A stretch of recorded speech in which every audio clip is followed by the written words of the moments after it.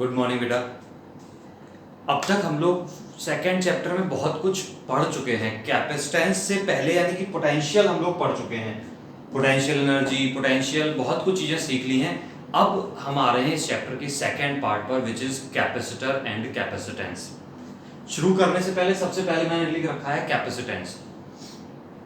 Capacitance देखकर एक feeling आ रही है कैपेसिटी नाम की, एक खुशबू आ रही है मुझे इसमें कि कहीं कैपेसिटी लिखना चाह रहा था कोई और गलती से क्या लिख गया है, कैपेसिटेंस। किस चीज की कैपेसिटेंस या कैपेसिटी की बात हो रही है? हम बात कर रहे हैं, ये जो कैपेसिटेंस हम पढ़ने वाले हैं इसका मतलब है चार्ज को स्टोर करने की कैपेसिटी। किसी बॉडी में, या मैं सीधा सा बोलूं स्पेसिफिक होकर, किसी कंडक्टर में चार्ज को स्टोर करने की कैपेसिटी को क्या बोलते हैं? कैपेसिटेंस बोलते हैं। कैपेसिटी से मेरा क्या मतलब है कि कोई कंडक्टर है मेरे पास, for example this is a conductor, या कोई स्फेरिकल कंडक्टर है, तो मैं उसको कितना चार्ज दे सकता हूं, that maximum limit is called capacitance. बड़ा सिंपल सी डेफिनेशन बन गई हमारे पास। तो क्या बन गई definition? Capacity of a conductor to store charge. Clear है इतनी बात? आप लिख सकते हैं इसमें, capacity of a conductor to store charge is called capacitance. अब हम थोड़ा सा इसको डिटेल में समझने वाले हैं।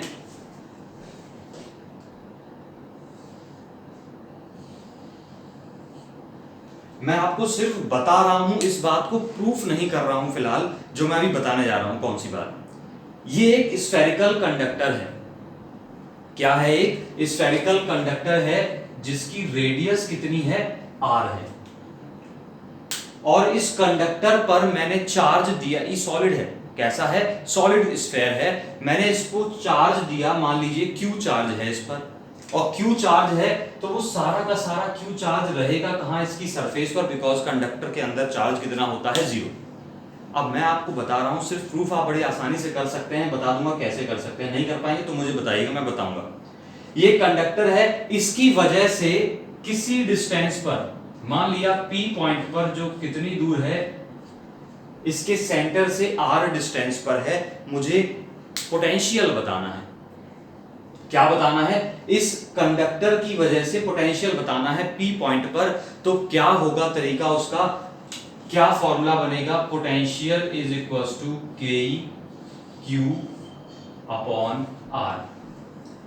यानी कि हम इस स्फेयर को किसकी तरह ट्रीट कर सकते हैं, चाहे ये स्फेयर हॉलो हो या सॉलिड हो, दोनों ही केसेस में हम इसको कैसा ट्रीट कर सकते हैं? एक पॉइंट चार्ज की तरह। और जहां पर फील्ड निकालना है क्या लगा देंगे? पॉइंट चार्ज की तरह फॉर्मूला यूज कर लेंगे, के क्यू अपॉन आर। शायद कंफर्म है आप इस बात के लिए?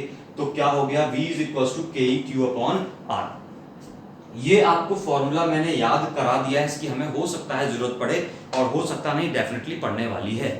तो आप एक बार इसको प्रूफ करके देखिएगा। कैसे करेंगे मैं हिंट दे दूं आपको। आप क्या कर सकते हैं? dv इक्वल्स टू माइनस का e डॉट dr से इसको प्रूफ कर सकते हैं।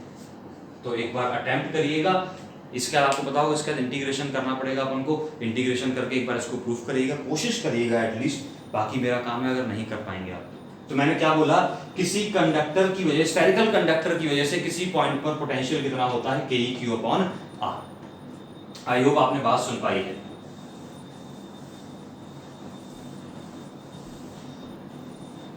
अब मैं यहीं पर बोल रहा था, किसी कंडक्टर पर कितना चार्ज स्टोर कर सकते हैं, जरा सुनना ध्यान से। V इज इक्वल टू के क्यू अपॉन आर लिखा है मेरे सामने। मैं बोलूं अगर इस कंडक्टर पर मैं चार्ज ज्यादा बढ़ाते जाऊं, चार्ज बढ़ाऊंगा तो क्या पोटेंशियल बढ़ता जाएगा? इसके आसपास किसी पॉइंट पर पोटेंशियल बढ़ते जाएगा। मैं चार्ज दे रहा हूं, पोटेंशियल बढ़ रहा है, पोटेंशियल बढ़ रहा है। क्या इसका मतलब ये हुआ कि पोटेंशियल बढ़ रहा है तो फील्ड भी बढ़ेगा? या फिर आप जानते हैं फील्ड क्या होता है? E इज इक्वल टू के क्यू अपॉन आर स्क्वायर। यानी कि चार्ज बढ़ाएंगे तो पोटेंशियल भी बढ़ रहा है और फील्ड भी बढ़ रहा है। मैं बताने क्या जा रहा हूं? मैं ये बताने जा रहा हूं कि एक कंडक्टर पर हम कितना चार्ज भर सकते हैं ताकि वो चार्ज स्टोर करने की कैपेसिटी, मतलब क्या, वो कितना दे सकते हैं। अब मैं आपको बोलूं कि मेरे पास एक ग्लास है, इस ग्लास में मैं कितना पानी भर सकता हूं, कि आप बड़े आसानी से बता देंगे कि ये ग्लास है, अगर तो जब तक यहां पानी नहीं आता तो आप भर सकते हैं। लेकिन कंडक्टर के केस में हमें वो दिख नहीं रहा है। तो हमें उसको विजुलाइज कराना है कि क्यों नहीं भर सकते अति का चार्ज हम किसी कंडक्टर पर। चलो देखना एक बार, ये कंडक्टर था, मैं इसको चार्ज देता गया, क्या आसपास पोटेंशियल बढ़ता गया, फील्ड भी बढ़ता गया, और जैसे ही मैंने बोला फील्ड बढ़ता गया, इसके आसपास मान लिया एयर है। कौन है? एयर है। एयर के अंदर क्या बहुत सारे मॉलिक्यूल्स, बहुत सारे एटम्स हैं। कैसे हैं? बहुत सारी गैसेस होती हैं इस एयर में, बहुत सारे मॉलिक्यूल्स हैं। तो क्या होगा, जो फील्ड बढ़ेगा वो फील्ड उन एटम्स में इलेक्ट्रॉन्स को बाहर निकाल देगा। फील्ड क्या करता है? फोर्स लगाता है, तो वो उन इलेक्ट्रॉन्स पर फोर्स लगाने लगेगा, और एक टाइम पर फोर्स इतना स्ट्रांग हो जाएगा कि वो एयर कैसी बन जाएगी, उससे इलेक्ट्रॉन्स बाहर निकलने लगेंगे। एयर से नहीं, एयर से मेरा मतलब है जो और मॉलिक्यूल्स हैं उसके अंदर पार्टिकल्स हैं, उन पार्टिकल्स से इलेक्ट्रॉन्स निकल आएंगे। इलेक्ट्रॉन्स निकल आएंगे तो क्या वो फ्री इलेक्ट्रॉन्स हो गए, और वो क्या बन गए? आयंस। तो आयंस भी हो गए, इलेक्ट्रॉन्स भी हो गए, तो क्या अब मेरे पास चार्ज प्रेजेंट हो गया एयर में, और एयर में अगर चार्ज हो गया है तो वो किसकी तरह बन गई है? एयर अब कंडक्टिंग बन गई है, इंसुलेटर नहीं रह गई एयर। एयर कैसी हो गई है? कंडक्टिंग हो गई है। और अगर एयर कंडक्टिंग हो गई तो जो चार्ज मैं इसको दे रहा हूं एक्स्ट्रा, क्या वो बाहर की तरफ लीक आउट हो जाएगा, बाहर चले जाएगा? जितना भी चार्ज मैं इसको दूंगा वो सब कहां जाने लग जाएगा? बाहर जाने लग जाएगा, यानी कि चार्ज का ओवरफ्लो होने लग गया है कंडक्टर पर। तो कोई कंडक्टर पर हम कितना चार्ज दे सकते हैं जब तक उसके आसपास का मीडियम कंडक्टिंग ना हो जाए। सुन पाया आपने कुछ? मैं किसी कंडक्टर को, ये कंडक्टर है, मैं इसको कब तक चार्ज दे सकता हूं, कितना चार्ज दे सकता हूं, जब तक इसके आसपास का पोटेंशियल इतना ना हो जाए कि सराउंडिंग्स कैसी हो जाएं, डाइलेक्ट्रिक वर्ड आपने नहीं सुना, इंसुलेटिंग ना रहकर कैसी हो जाएं, कंडक्टिंग हो जाएं। जैसे ही आसपास की जो मीडियम है वो कंडक्टिंग हो जाएगा, चार्ज हम दे नहीं सकते उसको, वो एक्स्ट्रा चार्ज कहां जाने लगेगा? बाहर चले जाएगा, लीक आउट हो जाएगा। तो ये बात सुन ली आपने। तो हम बोल सकते हैं, हमने एक बात सीख ली है कि चार्ज मैक्सिमम कितना दे सकते हैं वो किस बात पर डिपेंड करता है? आसपास मीडियम कौन सा है और वो कितनी जल्दी आयनाइज होता है, उस पर डिपेंड करता है। तो ये बात का हम अभी यूज करेंगे, थोड़ी देर बाद मौका आएगा इसका भी। तो अब तक मैंने 2-3 बातें बता दी हैं। कैपेसिटेंस क्या है? चार्ज को स्टोर करने की कैपेसिटी। दूसरा, चार्ज कब तक स्टोर कर सकते हैं किसी कंडक्टर पर? जब तक उसके आसपास का मीडियम कंडक्टिंग नहीं हो जाता। कौन कंडक्टिंग करता है? जो उस चार्ज की वजह से पोटेंशियल होता है, जो क्रिएट होता है पोटेंशियल और फील्ड, वो आसपास के मीडियम को कंडक्टिंग बनाते हैं। लाइनें जोड़ते रहिएगा, भले ये लाइन सीधी सीधी पेपर में नहीं पूछी जाएगी, बट हमारी आपके बीच के अंडरस्टैंडिंग में ये लाइन आनी चाहिए, आपको याद होनी चाहिए। जिस दिन मैं बोलूंगा आपको याद आना चाहिए। चलिए, कैपेसिटेंस की डेफिनेशन बन गई। तो अभी मैंने ये सीखा था कि चार्ज बढ़ाएंगे तो पोटेंशियल बढ़ेगा, चार्ज बढ़ाएंगे तो पोटेंशियल बढ़ेगा। तो क्या मैं लिख सकता हूं कि चार्ज बढ़ेगा तो पोटेंशियल बढ़ेगा? समझ गए होंगे बात? चार्ज बढ़ाएंगे यानी दोनों एक दूसरे के कैसे हैं? प्रोपोर्शनल हैं। प्रोपोर्शनलिटी का मैंने साइन हटाया तो एक कांस्टेंट आया, and this constant is called capacitance. तो क्या बन गया है? C के टर्म्स में लिख लेंगे, C is equals to Q upon delta V. This is going to be the first golden formula for the capacitance part of the chapter. C is the capacitance, Q is the charge, delta V is the potential. अब मैं ये गंदे word मैंने बोल दिए, अच्छे terms में बोलूंगा, समझदारी वाले। चार्ज बढ़ाया तो पोटेंशियल बढ़ा, यानी कि क्या ये चार्ज बढ़ाया मतलब चेंज इन चार्ज है? क्या ये चेंज इन पोटेंशियल है? सुन पाया है? तो मैं चेंज इन चार्ज के लिए यहां पर डेल्टा क्यू भी यूज कर सकता था। आई थिंक आप समझ रहे हैं। नहीं किया था, कहीं नहीं करते लोग, लेकिन मैं आपसे बोल रहा हूं और बिल्कुल सही बोल रहा हूं। क्या बोल रहा हूं? क्यू बढ़ेगा तो पोटेंशियल बढ़ेगा, यही मैं लिखना चाह रहा था। तो मैंने क्या बोला कि ये this is change in charge and this is change in potential. तो कैपेसिटेंस क्या बनी? Change in charge divided by change in potential. तो मैं अब कैपेसिटेंस की यूनिट यहां पर लिखना चाहूं अगर, तो यूनिट आप कई लोग हेल्प कर सकते हैं। चार्ज की यूनिट होती है कूलाम, पोटेंशियल की यूनिट क्या होती है? वोल्ट। तो क्या बन गया? कूलाम पर वोल्ट। सामने लिखा है, क्या बन गया है? कूलाम पर वोल्ट। इसी को कूलाम पर वोल्ट को एक फेमस नाम दे दिया गया, क्या कहते हैं इसको? फैरड। क्या बोलते हैं? फैरड। और डिनोट करते हैं कैपिटल एफ से। क्लियर इतनी बात? तो आपकी डेफिनेशन भी बन गई है, फॉर्मूला भी बन गया, यूनिट भी बन गई। और एक बात आपको बता दूं, बहुत ज्यादा यूज होने वाला टर्म है। जनरली हम लोग कैपेसिटेंस, जब हमें कोई क्वेश्चन दिया होता है तो फैरड नहीं होती है, micro farad, pico farad, nano farad, इस तरीके से बहुत छोटी यूनिट्स में दिया जाता है। तो जिन लोगों को नहीं पता है वो लिख लें, माइक्रो फैरड का मतलब क्या होता है, ऐसे डिनोट करते हैं माइक्रो फैरड को, 1 micro farad is equal to 10⁻⁻⁶ farad. Confirm बात है। अच्छा, ये 1 की जगह अगर 2 लिखा होता तो 2 पहले लग जाता। अगर मैं बोलता हूं पिको फैरड की बात करें तो 2 pico farad is equal to, pico का मतलब होता है 10⁻⁻12।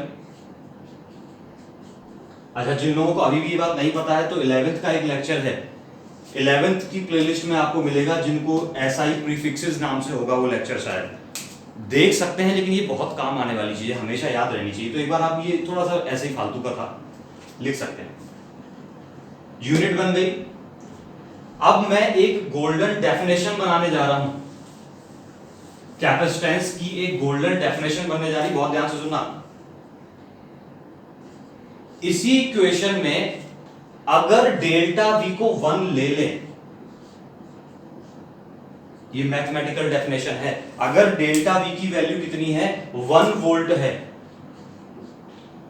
तो क्या C जो है वो Q के इक्वल हो गया। और पता नहीं कि मुझे ऐसी फीलिंग आ रही है डेल्टा Q आप लगा ही ले तो ज्यादा अच्छा लगेगा आपको नहीं, समझने वाले को ज्यादा अच्छा लगेगा। डेल्टा Q समझ रहे क्यों लगाया, चेंज इन चार्ज। तो कैपेसिटेंस किसके इक्वल आ गई, डेल्टा Q के इक्वल आ गई। तो अब डेफिनेशन सुनना, ये बहुत तरीके से आपने 9th 10th में खूब सीखी है, इस तरीके से किसी एक को 1 लेके डेफिनेशन बनाना। तो अब क्या डेफिनेशन बनी मेरे पास, कैपेसिटेंस क्या है, charge required to change the potential by 1 volt. दोबारा सुनना, the charge required to change बोल सकते हैं या रेज बोल सकते हैं, एक ही बात है। चेंज, अगर चार्ज देंगे तो पोटेंशियल बढ़ ही रहा है। अगर मैं किसी कंडक्टर को चार्ज दे रहा हूं तो उसका पोटेंशियल क्या हो रहा है, बढ़ रहा है। तो क्या बोला मैंने, the charge required to change the potential of a conductor by 1 volt is called capacitance. Definition लिख लें जरूर, the charge required to change the potential of conductor by 1 volt। आगे लिख सकते हैं इज कॉल्ड कैपेसिटेंस। बहुत कीमती डेफिनेशन है हमारे पास, ये अच्छे से लिखना, थोड़ा साफ सफाई से, ऐसे ही मत लिख लेना साइड में, ऐसा इग्नोर वाली लैंग्वेज में, अच्छा से लिखना। तो आप समझ गए क्या है, 1 वोल्ट पोटेंशियल बढ़ाने में जो चार्ज रिक्वायर्ड होता है दैट इज कॉल्ड कैपेसिटेंस। मैं कुछ छोटे छोटे सवाल पूछने वाला हूं इतने अब तक के टॉपिक से, आपसे होशियार रहिएगा, तैयार रहिएगा जवाब देने के लिए। फंसा दूंगा मैं आपको, पक्का कह के बोल रहा हूं, मैं आपसे फंसा दूंगा।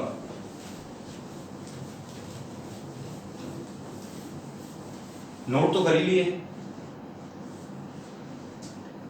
मैं आपसे बोल रहा हूं मेरे पास 2 कंडक्टर हैं, एक कंडक्टर 1 है, एक कंडक्टर 2 है। सुन लिया, कंडक्टर 1 और कंडक्टर 2। मैंने आपसे बोला कंडक्टर 1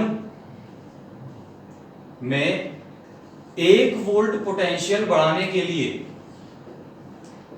5 कूलम का चार्ज रिक्वायर्ड है, और कंडक्टर 2 में 1 वोल्ट का पोटेंशियल बढ़ाने के लिए जो चार्ज रिक्वायर्ड है दैट इज 10 कूलम। बड़ा छोटा सा क्वेश्चन पूछ दिए हो सर। 1 वोल्ट पोटेंशियल बढ़ाने के लिए कितना चार्ज रिक्वायर्ड है, 10 कूलम। इसमें कितना रिक्वायर्ड है, 5 कूलम। किसकी कैपेसिटेंस ज्यादा है, किसकी कैपेसिटेंस ज्यादा है। कई लोग जवाब दे सकते हैं, किसने कैपेसिटेंस थी क्या, चार्ज रिक्वायर्ड, क्या 1 वोल्ट बढ़ाने के लिए ज्यादा चार्ज इसमें लग रहा है, 10 कूलम का चार्ज, तो इसकी कैपेसिटेंस कैसी है, ज्यादा है, ये ज्यादा चार्ज स्टोर कर सकता है।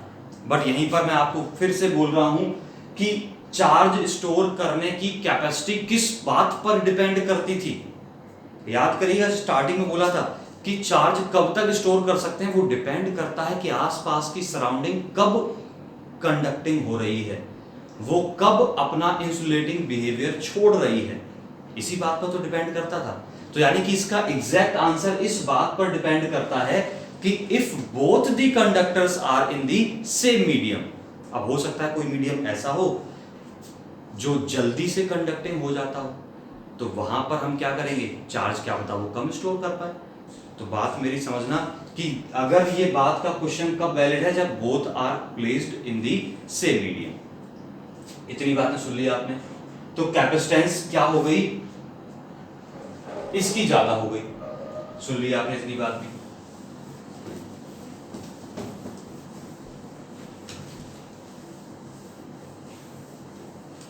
एक और बात, अब बातें नहीं कर रहे, अब थोड़ा टॉपिक को आगे बढ़ा रहे हैं जल्दी से। छोटी छोटी बातें ऐसे बहुत चलती रहेंगी, हम लोग बहुत देर तक लड़ते रहेंगे इनसे ही। छोटा सा टॉपिक,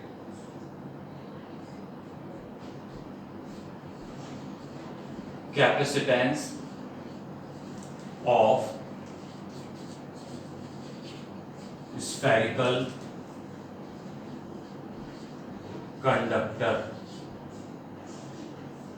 किसी स्फेरिकल कंडक्टर की कैपेसिटेंस, जो मैं बताने जा रहा हूं, मान लीजिएगा ये स्फेरिकल कंडक्टर है, इस स्फेरिकल कंडक्टर की रेडियस है r और इस पर चार्ज अभी कुछ नहीं है, इस पर चार्ज अभी कुछ नहीं है। मैं मान ये रहा हूं, अच्छा चार्ज नहीं है तो पोटेंशियल भी नहीं है, इस पे कंफर्म एग्री कर रहे हैं आप इस बात से? क्या बोला मैंने कि मैंने इसको चार्ज जीरो था, धीरे धीरे मैंने इसको चार्ज कितना दे दिया, Q। पहले पोटेंशियल इसका जीरो था और धीरे धीरे बढ़कर वो पोटेंशियल कितना हो गया, V। ये लाइन मैंने बोली बहुत है, लिखा एक शब्द है। पहले चार्ज जीरो था, पोटेंशियल कितना था, जीरो। अब चार्ज मैंने कितना दे दिया, Q। अब पोटेंशियल कितना हो गया है, V। सुन ली बात है। मुझे इसकी निकालनी है कैपेसिटेंस, चार्ज स्टोर करने की कैपेसिटी। जो तरीका अभी हम यूज कर रहे हैं that is going to be very important for you, बहुत ज्यादा इंपॉर्टेंट है पूरे के पूरे चैप्टर के लिए बचे हुए। सबसे पहले इस काम के, इस क्वेश्चन के लिए क्या करा करिए, जब भी कैपेसिटेंस निकालनी हो एक गोल्डन फॉर्मूला लिखना शुरू करिए, Q अपॉन डेल्टा V। ये शायद अभी हमने अच्छा अच्छे से लिखा था, क्या लिखा था, delta Q upon delta V, change in charge upon change in potential. और जैसे ही इक्वेशन लिख लें इसको नंबर 1 डाल दीजिए। अब क्या करिए, इस डेल्टा V की वैल्यू निकालिए और वापस से यहां रख दीजिए। क्वेश्चन से पहले डेल्टा V की वैल्यू निकालिए और वापस से यहां रख दीजिए। तो मैं बात करूंगा, पहले पोटेंशियल जीरो था, अब पोटेंशियल कितना हो गया है, V। और किसी कंडक्टर के लिए, स्फेरिकल कंडक्टर के लिए मैंने पोटेंशियल निकालना बताया था, तो क्या बताया था, V know that potential due to a conductor कितना होता था, Ke Q upon R। शायद याद है, Ke का मतलब 1 upon 4 pi epsilon naught, charge is Q divided by, हम R क्या लेते थे, वो डिस्टेंस लिया करते थे। अब डिस्टेंस लिया करते थे R, अब की बार मुझे कहां निकालना है, इस कंडक्टर की सरफेस का पोटेंशियल निकाल रहा हूं, किसी बाहर वाले पॉइंट की बात नहीं कर रहा। कहां की बात कर रहे हैं, इस कंडक्टर का पोटेंशियल कितना हो गया है, V। तो कंडक्टर की सरफेस पर पोटेंशियल के लिए रेडियस कितनी हो गई है, डिस्टेंस कितनी हो गई है, क्या, capital R, that is capital R।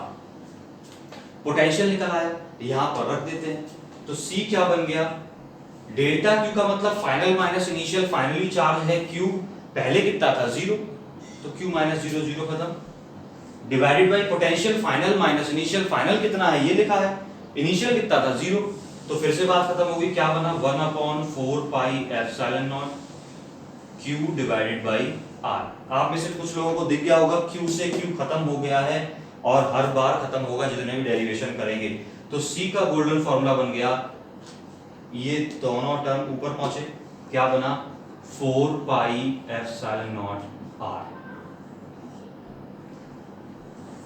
इसका मतलब क्या हुआ, अच्छा 4 पाई एप्सिलॉन नॉट तो कांस्टेंट है, यानी कि जितनी ज्यादा रेडियस होगी कंडक्टर की उतनी ही ज्यादा उसकी क्या होगी, कैपेसिटेंस होगी, चार्ज को स्टोर करने की कैपेसिटेंस। और इस बात में एक बात नोटिस करना, हम लोग एप्सिलॉन नॉट की बात कर रहे हैं, यानी कि कहां की बात हो रही है, ये फ्री स्पेस की बात हो रही है। अगर ये फ्री स्पेस नहीं होता तो हम इसकी जगह उस मीडियम की परमिटिविटी, एब्सोल्यूट परमिटिविटी यूज कर लेते, है ना। तो इसमें घबराना नहीं बिल्कुल भी, यहां पर क्या यूज कर लेते, एप्सिलॉन यूज कर लेते। जितनी ज्यादा रेडियस उतनी ज्यादा कैपेसिटेंस। समझ गए बात इतनी? बहुत छोटा सा डेरिवेशन था। दिस इज स्फेरिकल कंडक्टर की कैपेसिटेंस। अब मैं इसको हटा रहा हूं एक बार जल्दी से। हटाने के बाद अब आपको एक छोटा सा क्वेश्चन दे रहा हूं। क्वेश्चन लिखिएगा,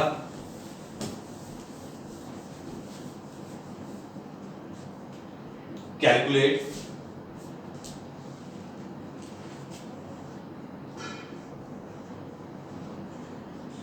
the radius required, क्या सुनाई दे रहा है? Calculate the radius required of the spherical conductor, SP यानी कि स्फेरिकल कंडक्टर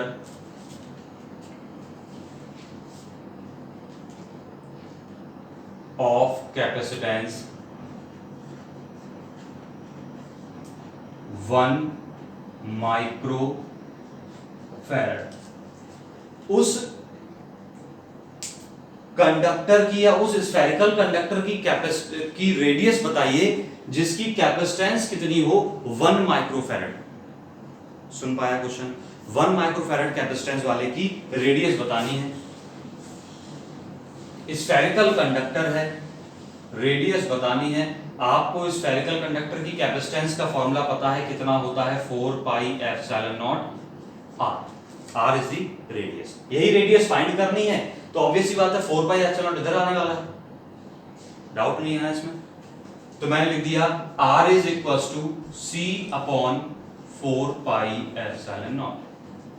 अगर ऐसे अच्छा लग रहा है तो ठीक है, जो अच्छे होशियार बच्चे हैं, वरना सी के साथ में 1 लगा लूं तो भी समस्या नहीं है, और 1 लगा लेंगे तो 1 अपॉन 4 पाई एप्सिलॉन नॉट हम सबको पता है कितना होता है, ये तो याद होगा। रख देते हैं r is equal to 9 into 10 to the power 9 into capacitance कितनी दी गई है? 1 माइक्रोफैरड। रटाया था अभी थोड़ी देर पहले, माइक्रो का मतलब 10 टू द पावर -6। क्या आंसर दिखाई दिया है आपको? 9 into 10 to the power 3 metre. समझ रहे हैं कितना हो गया ये रेडियस? 9 इंटू 10 टू पावर 3 मीटर का मतलब हो गया है 9000 मीटर की रेडियस। 9000 मीटर यानी कि 9 किलोमीटर की रेडियस। बेवर एवर से बड़ा हो गया ये स्फीयर। बेवर तो बहुत छोटी चीज हो गई, मैनपुरी से बड़ा हो गया ये स्फीयर। ये देख रहे हैं 9 किलोमीटर की रेडियस है, तो डाया कितना हो गया? 18 किलोमीटर का डाया हो गया है। इतना बड़ा स्फेरिकल कंडक्टर होगा तब वो कितना चार्ज स्टोर करेगा अपन के पास? कितनी कैपेसिटेंस होगी? 1 microfarad, which is very small. इसका मतलब ये हुआ कि किसी स्फेरिकल कंडक्टर में चार्ज स्टोर करना एक बेवकूफी है। किसी स्फेरिकल कंडक्टर में चार्ज स्टोर करना क्या है? बेवकूफी। नन्हा सा चार्ज हम स्टोर कर पाएंगे, और कितना बड़ा कंडक्टर चाहिए? बहुत बड़ा, और वो हम कहीं भी यूज नहीं कर पाएंगे, हमारे लिए यूजलेस चीज हो गई। अब आप में से कई लोग पूछ रहे होंगे हमें चार्ज स्टोर करना ही क्यों है? कई लोग पूछ सकते हैं चार्ज स्टोर करना ही क्यों है? एक्चुअली क्या होता है, कई ऐसी रिक्वायरमेंट्स होती हैं जहां पर कैपेसिटर के बहुत सारे यूजेस हैं। पहली बात तो आपको बता दें, सिर्फ एक ही यूज नहीं है चार्ज स्टोर करना, ये और भी जगहों पर काम आता है। तो जैसे हमारे फैन में भी लगा होता है, इसको हम कंडेंसर बोलते हैं, वहां पर ये इनिशियल टॉर्क प्रोवाइड करता है। काम वही है, चार्ज स्टोर करता है, एनर्जी स्टोर करता है, और हमें क्या प्रोवाइड करता है? पंखे को घुमाने का काम यही करता है। इनिशियली जो पंखा घूमता है यही घुमाता है। अगर ये ना होता तो आप कभी देख लेना खराब हो जाता है, जब हमारा कंडेंसर पंखा घूम घूम करते रहता है, घूमता नहीं है। ये क्या करता है? फैन को इनिशियल टॉर्क प्रोवाइड कराता है, एक बस्ट ऑफ चार्ज प्रोवाइड करता है। इसका काम क्या है? एक कलेक्ट करता है चार्ज, और वो चार्ज तुरंत सप्लाई कर देता है। बस्ट ऑफ चार्ज, जहां पे हमें रिक्वायरमेंट है चार्ज की, सडन रिक्वायरमेंट है चार्ज की, वो प्रोवाइड कराता है हमें ये कैपेसिटर। हर डिवाइस में लगा होता है, और चाहे हमारा मोबाइल की फ्लैश लाइट हो, चाहे फैन हो, इलेक्ट्रॉनिक सर्किट हो, हर जगह जहां पर भी हमें चार्ज की रिक्वायरमेंट है, या कंट्रोल्ड अमाउंट में चार्ज की, या बस्ट ऑफ चार्ज रिक्वायर्ड है, तो वहां पर हम क्या यूज करते हैं? कैपेसिटर। तो इतनी छोटे छोटे मोबाइल्स में लगा है, तो ये बड़ा तो हो नहीं सकता, इसलिए इसका छोटा होना बहुत जरूरी है। कि चार्ज स्टोर करने के लिए एक ऐसी डिवाइस चाहिए जो कॉम्पैक्ट हो। कॉम्पैक्ट हो तो अब एक नया फंडा लेकर आई साइंटिस्ट, क्या लेकर आए? उन्होंने बोला कि कंडक्टर में चार्ज स्टोर नहीं करेंगे, हम एक कॉम्बिनेशन ऑफ कंडक्टर्स यूज करेंगे। वो बताता हूं कैसे। तो वो बन जाएगा हमारा एक नया topic which is our main topic.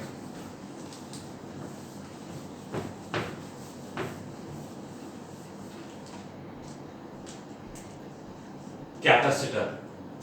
अब क्या आ गया है सामने? कैपेसिटर। तो कैपेसिटर के बारे में क्या कहा गया? कैपेसिटर क्या है? किन्हीं भी दो कंडक्टर्स का कॉम्बिनेशन, किन्हीं भी दो कंडक्टर्स का कॉम्बिनेशन जिन पर इक्वल एंड अपोजिट चार्जेस हो। जिन पर कैसे चार्जेस हो? इक्वल एंड अपोजिट चार्जेस, कुछ सेपरेशन पर रखे हो छोटे मोटे से, तो उस कॉम्बिनेशन को क्या बोलते हैं? कैपेसिटर। क्या बना? मैंने क्या लैंग्वेज बोली? कैपेसिटर क्या है? Combination of two conductors. लिख देता हूं,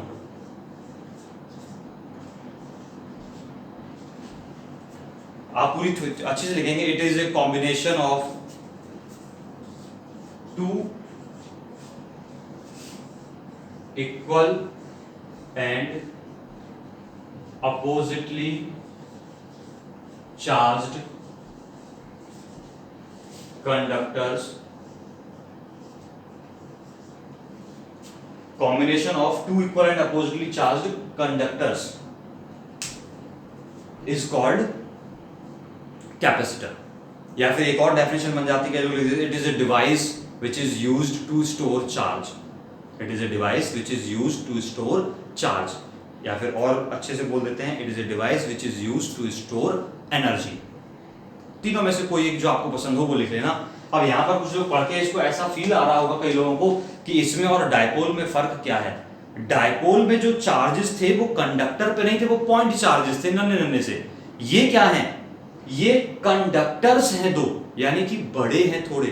किसके रिस्पेक्ट में? वो पॉइंट चार्जेस थे। और क्या है? अपोजिटली चार्ज तो है ही। तो क्या बोला मैंने? कैपेसिटर की डिजाइन, एक सिंबॉलिक डिजाइन क्या बन गई?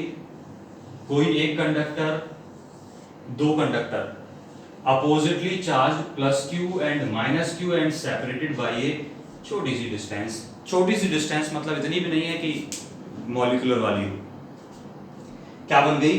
This is combination of two conductors oppositely charge separated by A small distance. This is your capacitor. अब ये जो कंडक्टर हैं, इनकी ज्योमेट्री कैसी है, इनकी शेप कैसी है, उस बात पर इनके कुछ नाम रख दिए गए हैं।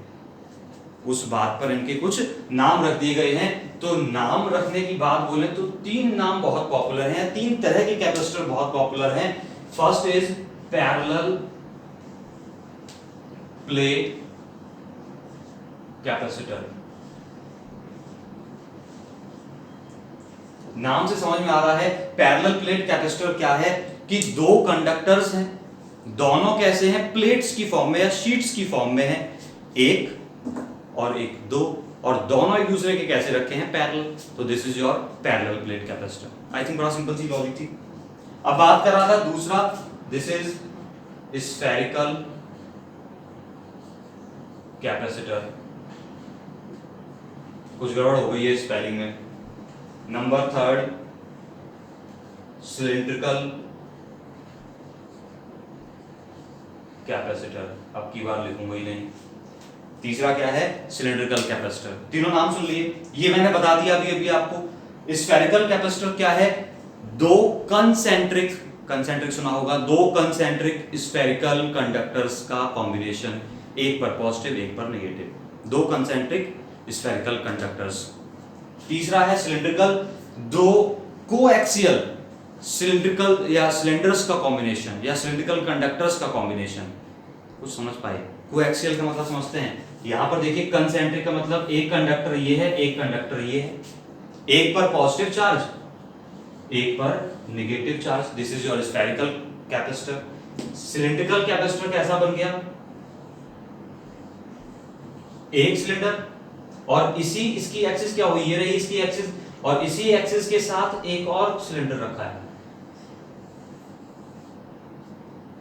एक पर प्लस क्यू चार्ज एक पर minus Q charge. This is your cylindrical capacitor. I hope आपको दिख रहा होगा कंप्लीट। आई थिंक ये ये रहा सिलिंड्रिकल कैपेसिटर।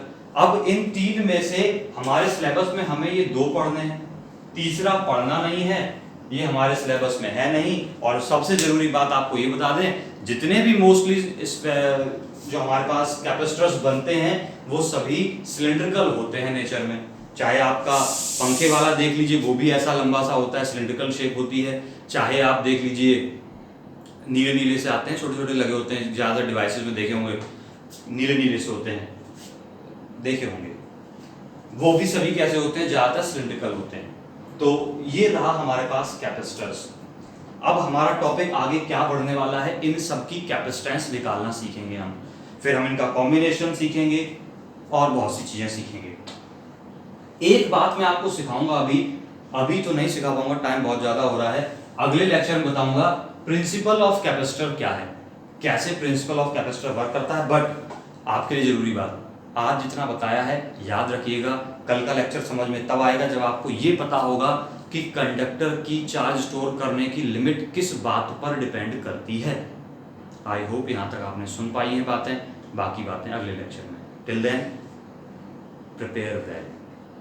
फिर बोलूँगा, ये कोविड-19 हमारी पढ़ाई खराब ना करे, ये बात आप पर डिपेंड करती है। हम अपनी तरफ से एफर्ट लगा रहे हैं, अब एफर्ट किसकी बाकी है, वो आपकी बाकी है। आपकी तरफ से एफर्ट लगनी चाहिए, हमें फील आना चाहिए कि आप एफर्ट लगा रहे हैं, आप एफर्ट डाल रहे हैं पढ़ाई में। आई होप आप समझ पा रहे हैं, हमारी फीलिंग्स को समझ पा रहे हैं। सिर्फ मेरे एफर्ट लगाने से नहीं होगा, आप भी लगाइए। Okay, all the best.